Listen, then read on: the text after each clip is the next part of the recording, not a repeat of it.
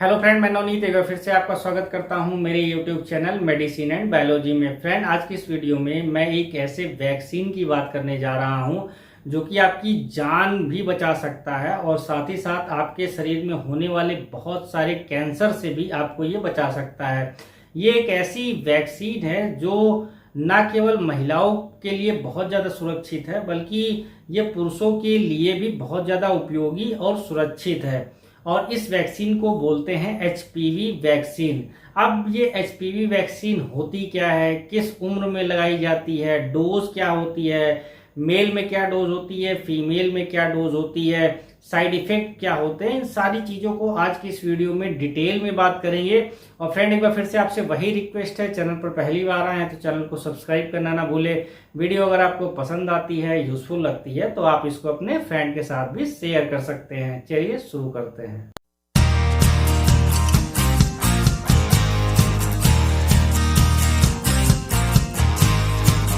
सबसे पहले हम यहाँ पर बात कर लेते हैं एचपीवी होता क्या है। तो एचपीवी का फुल फॉर्म होता है ह्यूमन पैपिलोमा वायरस। ये एक ऐसा वायरस होता है जो कि स्किन टू स्किन कांटेक्ट से फैलता है। दूसरा, ये आपस में शारीरिक संबंध बनाने से भी फैलता है। ये एक ऐसा वायरस है जो कि बहुत सारे कैंसर का कारण होता है। अगर स्पेशली मैं फीमेल्स की बात कर लूं तो फीमेल्स का जो जेनाइटल पार्ट होता है, जेनाइटल पार्ट जो फीमेल का मेनली होता है वो होता है वजाइना, सर्विक्स और यूटेरस। यानी इन तीनों का जो कैंसर का एक बड़ा कारण होता है वो होता है एचपीवी वायरस। इसके अलावा फीमेल का जो एनल वाला पार्ट होता है उसमें भी कैंसर का एक बड़ा कारण ये एचपीवी वायरस होता है। थ्रोट एंड माउथ यानी जो ये गले का ये वाला हिस्सा है और माउथ कैंसर का भी एक बड़ा कारण एचपीवी वायरस है। अब ये फीमेल्स की बात हो गई। अब स्पेशली अगर मेल्स की बात कर लें तो मेल का भी जो जेनाइटल पार्ट होता है जिसमें एक मेन पार्ट पेनिस होता है जिसको हिंदी में लिंग बोलते हैं, इसमें भी कैंसर का एक बड़ा कारण एचपीवी वायरस होता है। और सेम जैसे फीमेल्स में होता है, मेल का भी जो एनल वाला रीजन होता है उसमें कैंसर का एक बड़ा कारण एचपीवी वायरस होता है। और जो मेल का थ्रोट है और जो माउथ है उसमें भी कैंसर का एक बड़ा कारण एचपीवी वायरस होता है। वैसे तो ये जो वैक्सीन लॉन्च हुई थी ये 2006 में ही लॉन्च हो गई थी, पर आज भी बहुत सारे लोग ऐसे हैं जो कि इस वैक्सीन के बारे में बिल्कुल भी नहीं जानते। और एक चीज मैं आपको यहाँ पर यह भी बता देना चाहता हूँ कि इंडिया में अगर देखा जाए स्पेशली तो सर्वाइकल कैंसर जो है वुमेन्स में बहुत ही ज्यादा कॉमन है और इससे जो है बहुत ज्यादा मौतें जो है होती हैं। अगर वर्ल्ड लेवल की बात करें तो वर्ल्ड में भी इंडिया लीड करता है। यानी सर्वाइकल कैंसर के कारण जो सबसे ज्यादा डेथ होती है वो वर्ल्ड में इंडिया में ही होती है।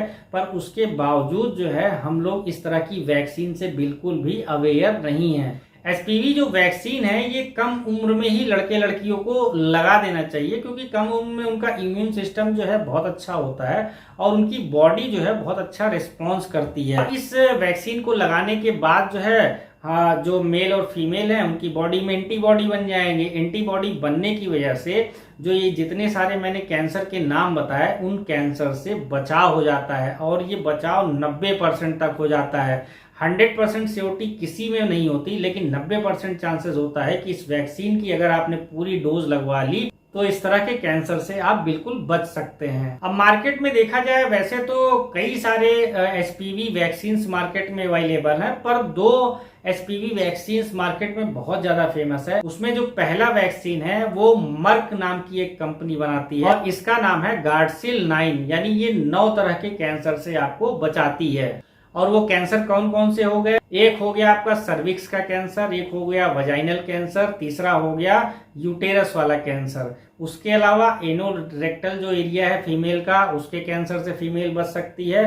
जो थ्रोट है या ओरल माउथ में कैंसर की प्रॉब्लम है उस कैंसर से भी महिला बच सकती है। इसके अलावा मेल में जो उनका जेनाइटल पार्ट है, उनका जो एनल वाला पार्ट है, ओरल, थ्रोट, इन सारे कैंसर टोटल जो 9 तरह के कैंसर हो गए उस कैंसर से मेल और फीमेल दोनों बच सकते हैं। अब दूसरे वैक्सीन की बात कर लें जो कि एमएसडी नाम की एक कंपनी इसको बनाती है और इस वैक्सीन का नाम है सर्वेरिक्स।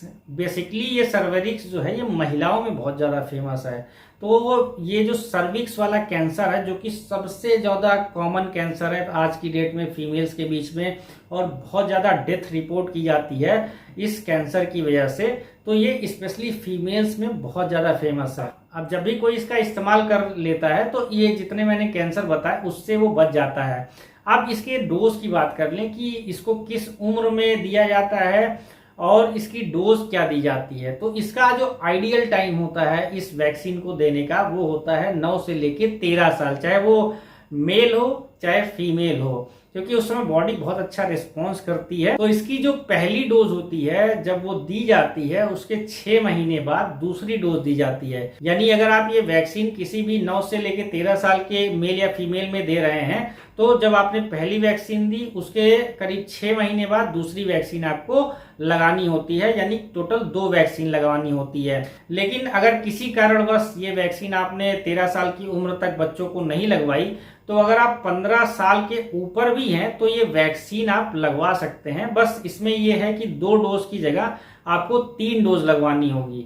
अब इसमें जो पहली डोज आप लगवाएंगे उसके 2 महीने बाद आपको दूसरी डोज लगवानी होगी, और उसके बाद तीसरी डोज जो है वो जो हमने दूसरी डोज लगवाई है उससे 6 महीने बाद लगेगी।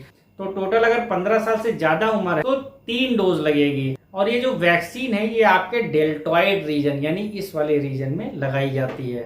अब इसके साइड इफेक्ट्स की बात कर ले तो इसके तो वैसे एकदम नॉमिनल साइड इफेक्ट हैं, कोई भी ऐसा साइड इफेक्ट नहीं है। ये जो वैक्सीन होती है इसको WHO ने भी अप्रूव्ड किया है। तो ये वैक्सीन लगवाने के बाद हो सकता है किसी किसी को फीवर की प्रॉब्लम हो सकती है, और ज़्यादातर यही देखा जाए किसी भी तरह की वैक्सीन जब लगाई जाती है बॉडी रिस्पॉन्स करती है तो फीवर जैसी प्रॉब्लम आती है। उसके बाद फीवर अपने आप ही 1-2 दिन बाद खत्म हो जाता है। इसके अलावा हो सकता हो क्योंकि इस रीजन में डेल्टॉइड रीजन में आपको ये वैक्सीन लगाई जाती है तो हो सकता हो यहाँ पेन हो सकता है। तो इस तरह की बहुत ही कॉमन प्रॉब्लम होती है जो कि थोड़े दिन में खत्म हो जाती है। इसके अलावा इसका कोई भी मेजर साइड इफेक्ट आज तक नहीं देखा गया है। बहुत सारे लोगों के दिमाग में एक बात चलती है कि हमने इस वैक्सीन को तो लगवा दिया, अब इस तरह का कोई भी कैंसर नहीं होगा। जैसे मैंने वीडियो में पहले ही बता दिया कि ये 90% आपको सुरक्षा प्रदान करती है इस तरह के कैंसर से, 100% नहीं करती। तो महिलाओं में जैसा मैंने बहुत बार इस वीडियो में बता दिया है कि सर्विक्स कैंसर बहुत ज़्यादा कॉमन कैंसर है। तो सर्विक्स कैंसर की जांच आप जरूर करवाते रहिए, भले ही आप इस वैक्सीन को लगवा लें। और जो सर्विक्स कैंसर की जांच का नाम है उसको स्मीयर टेस्ट भी कहते हैं, कुछ लोग इसको सर्विक्स स्क्रीनिंग टेस्ट भी कहते हैं, और कुछ लोग इसको पैप टेस्ट भी कहते हैं। तीनों एक ही चीज होती है। तो कभी ना कभी आपको ये टेस्ट भी करवाते रहना चाहिए जिससे कि आपको आइडिया लग सके कि किसी भी तरीके का कैंसर जो है सर्विक्स रीजन में हो रहा है या नहीं हो रहा है।